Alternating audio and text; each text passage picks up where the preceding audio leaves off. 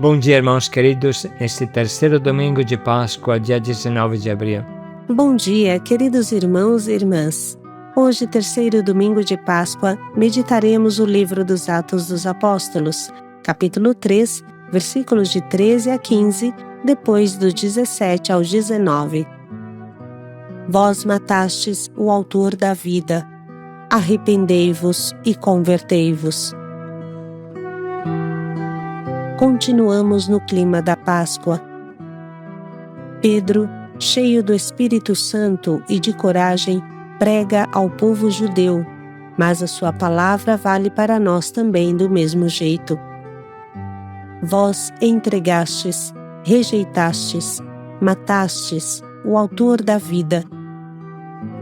É isso que nós também fazemos com os nossos pecados, as nossas loucuras. Arrependei-vos e convertei-vos. É o convite de Deus, a ordem que Deus nos dá para viver. Isso significa inverter decididamente a marcha da nossa vida e nos consagrar a Deus com todas as nossas forças. Dos Atos dos Apóstolos. Naqueles dias Pedro se dirigiu ao povo dizendo: O Deus de Abraão, de Isaac, de Jacó, o Deus de nossos antepassados, glorificou o seu servo Jesus. Vós o entregastes e o rejeitastes diante de Pilatos, que estava decidido a soltá-lo. Vós rejeitastes o santo e o justo e pedistes a liberação para um assassino. Vós matastes o autor da vida, mas Deus o ressuscitou dos mortos, e disso nós somos testemunhas. E agora, meus irmãos, eu sei que vós agistes por ignorância, assim como vossos chefes. Deus, porém, cumpriu desse modo o que havia anunciado pela boca de todos os profetas, que o seu Cristo haveria de sofrer. Arrependei-vos, portanto, e convertei-vos, para que vossos pecados sejam perdoados. Palavra do Senhor. Graças a Deus.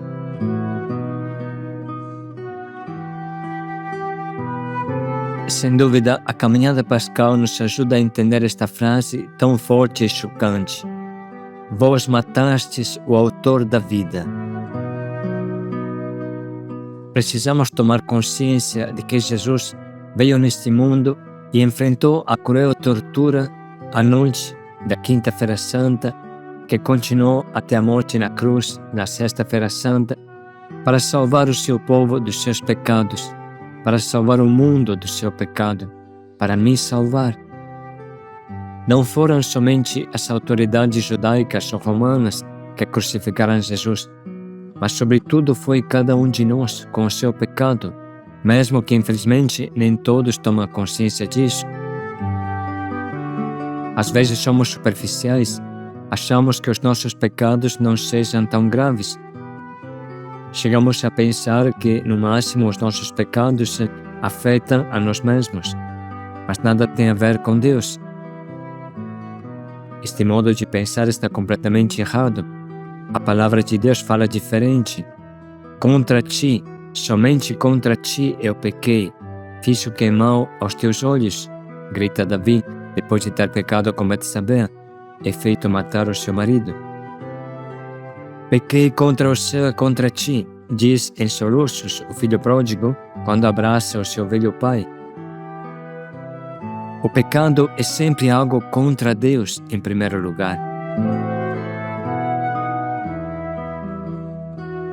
O número 598 do Catecismo assim diz: A Igreja, no magistério da sua fé e no testemunho dos seus santos, nunca esqueceu que os pecadores é que foram os autores, e como que os instrumentos de todos os sofrimentos que o Divino Redentor suportou. Partindo do princípio de que os nossos pecados atingem Cristo em pessoa, a Igreja não hesita em imputar aos cristãos a mais grave responsabilidade no suplício de Jesus, responsabilidade que eles muitas vezes imputaram unicamente aos judeus. Devemos ter como culpado desse terrível crime os que continuam a recair nos seus pecados, porque foram os nossos crimes, que fizeram nosso Senhor Jesus Cristo suportar o suplício da cruz. É evidente que todos aqueles que mergulham na desordem e no mal crucificam de novo em seu coração, tanto quanto depende deles.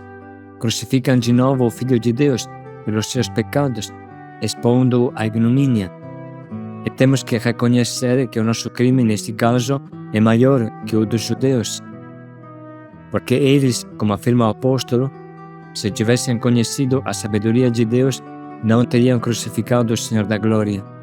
Ao passo que nós, pelo contrário, fazemos profissão de o conhecer e quando renegamos pelos nossos atos, de certo modo, levantamos contra ele as nossas mãos assassinas.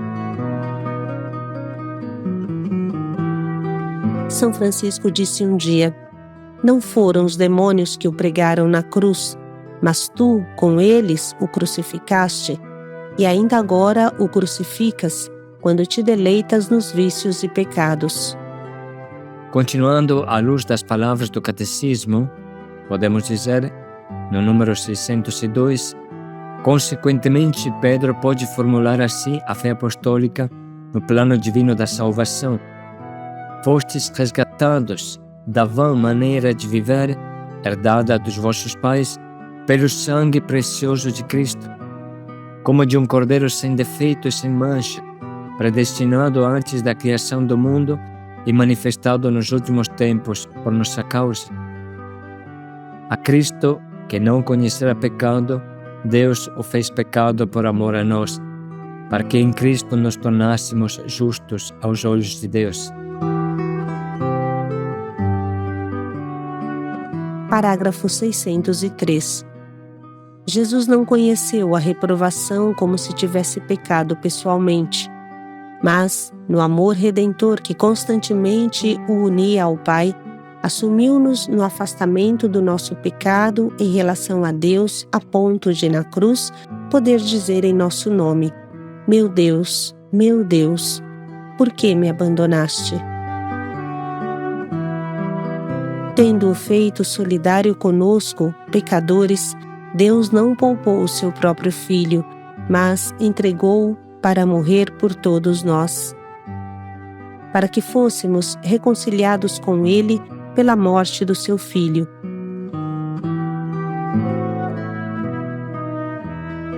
Para entender em profundidade o que acontece, precisamos focar a realidade do pecado, que é um trair quem nos chama de um amor imenso. O pecado é quebrar o nosso laço vital com Deus, é cuspir no rosto de Deus, virar as costas para Deus, é rasgar o coração de Deus, como aconteceu com o filho pródigo, que rasgou o coração do seu pai. Assim diz o terceiro cântico do servo de Yahvé: ofereci as costas para me baterem e as faces para me arrancarem a barba, não desviei o rosto de bofetões e cusparadas.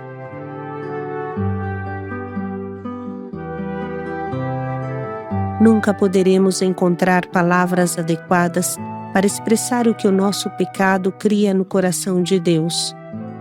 O nosso pecado fere Deus profundamente, não porque Ele não seja todo-poderoso, mas porque sua essência é o amor, e o amor busca a reciprocidade, exige a reciprocidade como um esposo vive da reciprocidade da esposa e a esposa vive da reciprocidade do esposo.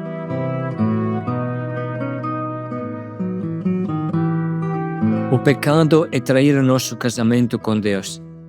Nascemos casados com Deus e com o pecado rasgamos este relacionamento de amor com Ele. O pecado se manifesta, antes de mais nada, como a desobediência. Não comam dos frutos da árvore do conhecimento do bem e do mal. A mulher tomou, comeu, deu ao seu marido. Qualquer relacionamento de amor é um pacto de amor, e os pactos devem ser obedecidos, respeitados. Na sua origem, o ser humano tinha uma só vontade com Deus, um só pensamento, um só sonho, um só objetivo.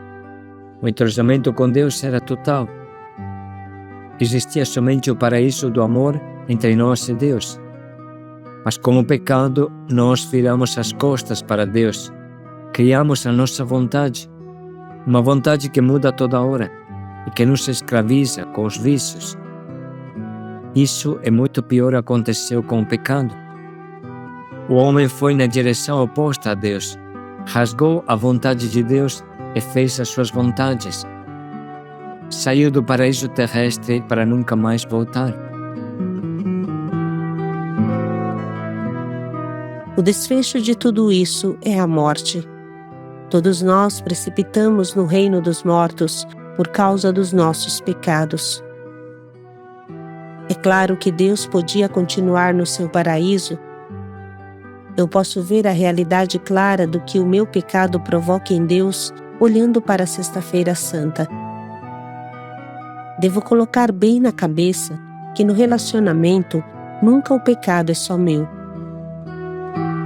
Para retomar o exemplo do matrimônio, se um homem trai a sua esposa, ele não comete pecado somente contra si mesmo, mas também contra a esposa. Rasga o seu coração. A vida da esposa não será mais a mesma. A vida de seus filhos não será mais a mesma. A esposa pode perdoá-lo, mas não pode ignorar a facada que entrou no seu peito. Em um relacionamento de amor, a falta de amor é morte. Isso é o que provocamos no coração de Deus. Deus não é indiferente ao nosso pecado. Por quanto cruel tenha sido a tortura da crucificação, ela é muito pior se pensarmos que todos os pecados da história pesavam sobre a cabeça de Jesus. Todas as traições da aliança, do relacionamento com Deus, esmagavam seu coração. O suar sangue no Jardim das Oliveiras era causado por esse infinito pecado que Jesus carregava e o esmagava. Eu matei Deus. Essa é a consequência do meu pecado.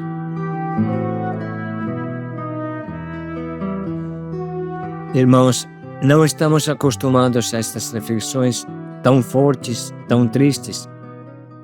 Mas vamos agora ler novamente a palavra para entender que esta é a realidade de verdade. Naqueles dias, Pedro se dirigiu ao povo dizendo: O Deus de Abraão, de Isaac e de Jacó, o Deus de nossos antepassados, glorificou o seu servo Jesus.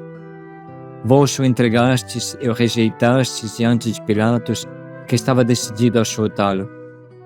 Vós rejeitastes o santo e o justo e pedistes a liberação para um assassino.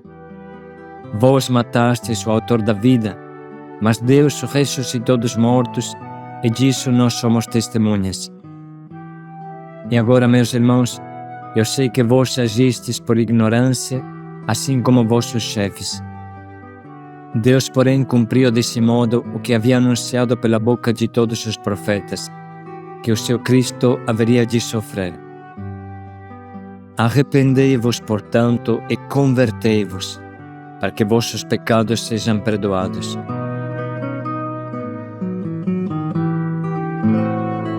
Vamos agora dedicar um minuto para sublinhar as frases que mais nos atingem.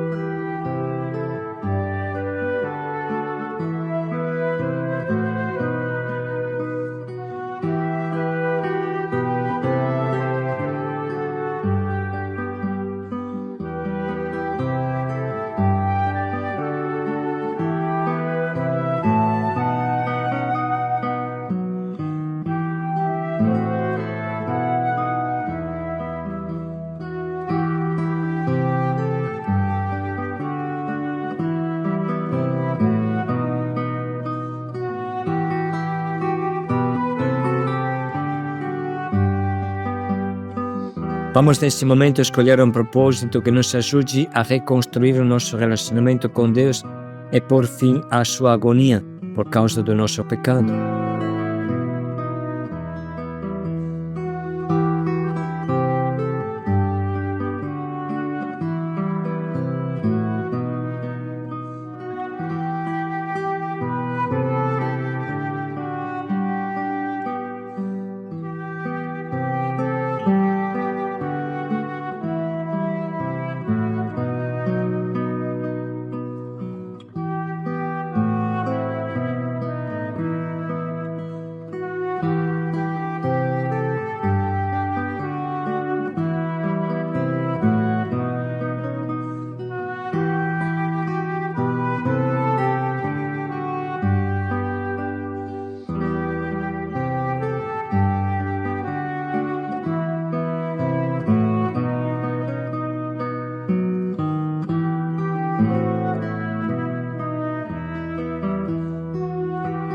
Vamos dedicar mais um minuto para pensar bem em como colocar em prática esse nosso propósito.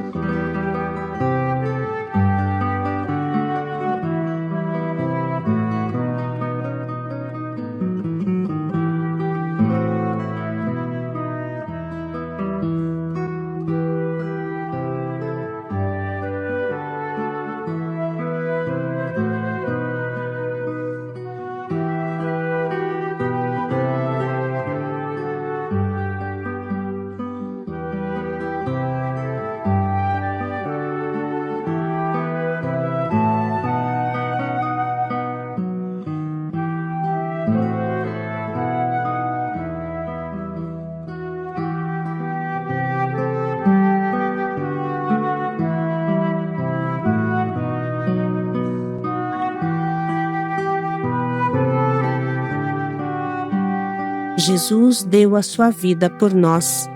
Paz e alegria a todos. Dessa forma, nos resgatou, nos salvou. Paz e alegria a todos.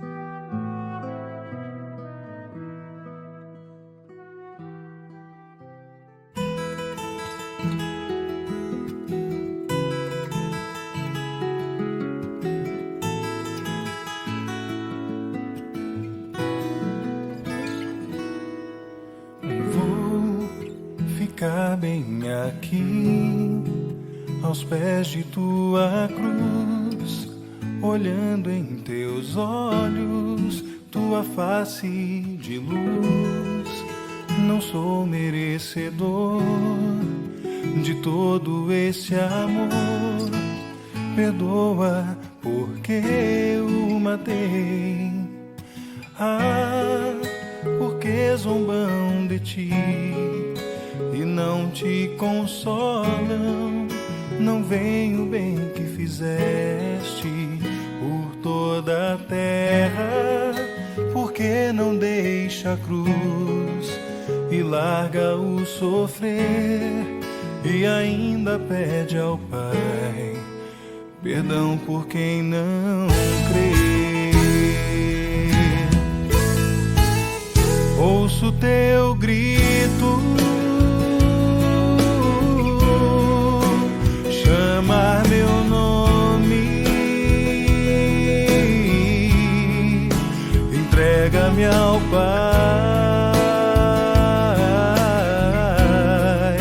e lava o meu pecado. O céu se abre, a dor me consome, não tenho mais dúvidas, és o Filho de Deus.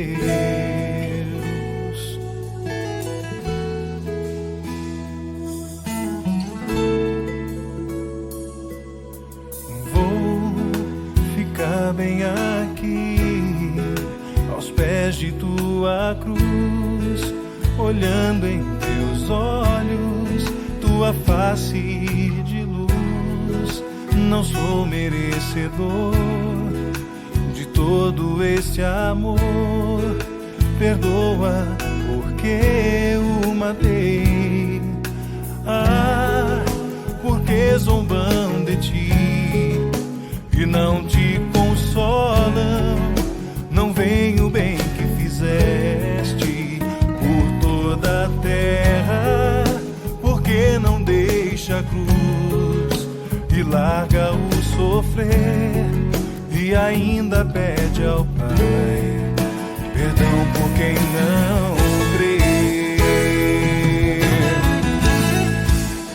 Ouço teu grito, chama meu nome, entrega-me ao Pai e lava o meu pecado. O céu se abre,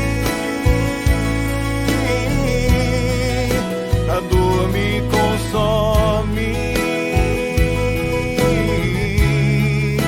não tenho mais dúvidas, és o Filho de Deus. Oh, oh, oh. Ouço teu grito, chamar meu nome, entrega-me ao Pai e lava o meu pecado. O céu se abre, a dor me consome, não tenho mais dúvidas,